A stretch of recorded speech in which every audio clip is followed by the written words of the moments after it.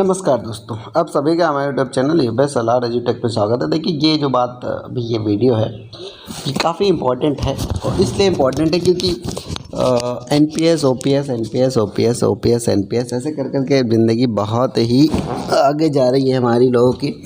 और जो नए लोग आए हैं मोस्टली मुझे भी बहुत डिटेल में अंतर नहीं पता है।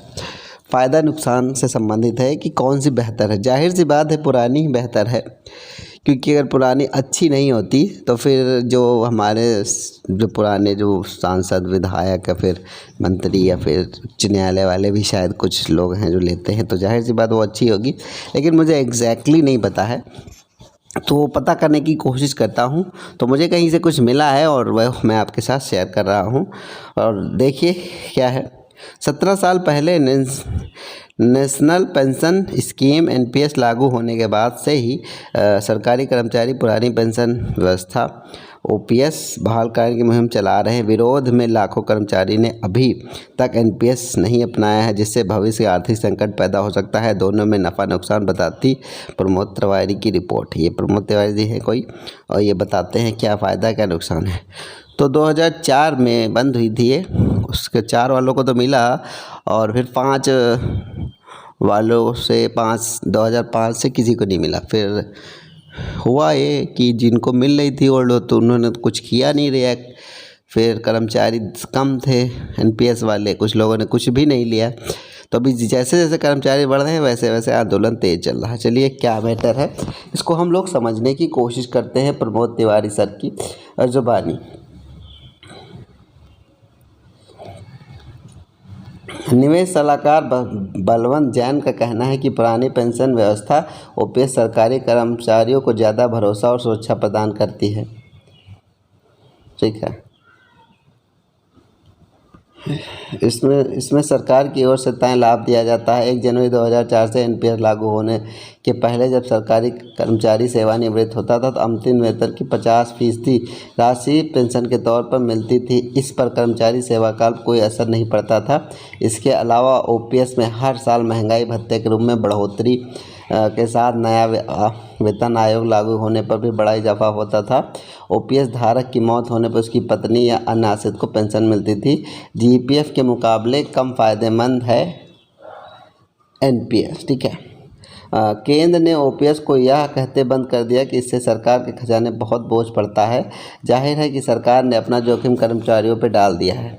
एनपीएस आने के बाद सामान्य भविष्य निधि जीपीएफ बंद कर दिया गया है, सबको पता है, जिसमें पहले 12% कर्मचारी का और 12% नियोक्ता निवेश का होता था। ठीक है, एनपीएस में राज्य सरकार के कर्मचारी का मूल वेतन और डीए का 10% कटता है। इतनी ही राशि नियोक्ता भी देता है। ठीक है, यानी कि जीपीएफ से 2% कम है। समझ लीजिए बात को, उसमें 12 थी, यहाँ पे 10 है। ठीक है, एनपीएस में 2% कम हो गया, 2% इधर कम हुआ, 2% उधर कम हुआ। ठीक, आगे केंद्र के मामले में नियोक्ता का अंशदान 14% है, लेकिन राज्य कर्मचारियों के लिए एनपीएस पेंशन और बचत दोनों के लिहाज से जीपीएफ के मुकाबले नुकसान का सौदा है। चलिए चीज़ें क्लियर हो गई, आगे देखते हैं। कर्मचारी की ओर 12% नियोक्ता होता था। एनपीएस सरकार कर्मचारी मूल वेतन 10 कटता था। इतनी राशि, ये पुराना ही पढ़ रहा हूँ। आगे चलते हैं। ओपीएस नहीं है तो एनपीएस में समझदारी। जिन कर्मचारियों ने एनपीएस नहीं चुना है, जीपीएफ खाता भी नहीं खोलाया है, उनका तो खुद के वेतन का अंशदान हुआ है और ना ही सरकार में अपने पैसे डाले हैं। जैसे कि यूपी सरकार की शिक्षिका राधिका 2015 में नौकरी शुरू की, एनपीएस नहीं चुना, उनका जीपीएफ खाता भी नहीं है। एनपीएस खाता होता तो मूल वेतन और डीए मिलाकर हर महीने 5000 अंशदान होता। इतनी ही राशि सरकार भी मिलाती तो 6 साल में 7 लाख की रकम जमा हो जाती।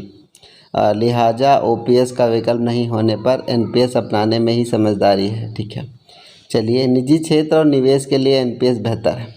एनपीएस की तुलना अगर पुरानी पेंशन से ना करें और सिर्फ निवेश विकल्प के रूप में देखें तो काफ़ी आकर्षक लगती है। और निजी क्षेत्र के लिए जहां सेवानिवृत्त के बाद कोई सुरक्षा नहीं मिलती, वहाँ एनपीएस संजीवनी की तरह एनपीएस लागू होने के बाद से अब तक सालाना औसतन 10% रिटर्न मिला है। इस लिहाज से 25 साल से ज़्यादा के सेवा काल में छोटे निवेश से भी बड़ी रकम तैयार हो सकती है। एन्युटी की धनराशि ज़्यादा होने पर आपको पेंशन भी बेहतर मिलेगी, ये कह रहे हैं, सलाह दे रहे हैं। आगे चलते हैं हम लोग। एनपीएस में एन्युटी व ब्याज पर निर्भर करेगी पेंशन। एनपीएस रिटर्न पूरी तरह बाजार के अधीन होता है, जहां जोखिम की पूरी संभावना होती है। ऐसे में सरकार कर्मचारियों को इस पर ज़्यादा भरोसा नहीं हो पाता। अगर एनपीएस लंबे समय तक चलाया जाए तभी पेंशन के रूप में ठीक ठाक राशि मिलती है, क्योंकि इस पर कर्मचारी के सेवा काल का सीधा असर पड़ता है। एनपीएस लेने वाले कर्मचारी सेवानिवृत्त होने पर कुल रकम का 60% एक मुश्त निकाल सकते हैं, जबकि 40% बीमा कंपनी की इम्यूनिटी प्लान खरीदना होगा। इसी राशि पर मिलने वाला ब्याज हर महीने पेंशन के रूप में दिया जाता है। स्पष्ट है कि एन्युटी की राशि और उसका ब्याज जितना ज़्यादा होगा, पेंशन भी उतनी अधिक मिलेगी। तो कुल मिलाकर क्या समझे आप? बहुत डिटेल की बात है भाई, और इसको समझा भी जा सकता बहुत गजब तरीके से। तो एक चीज़ तो क्लियर है भैया, ओपीएस बेस्ट है, और जो लोग आंदोलित हो रहे हैं वो नहीं रुकने वाले, क्योंकि ये बात समझते हैं।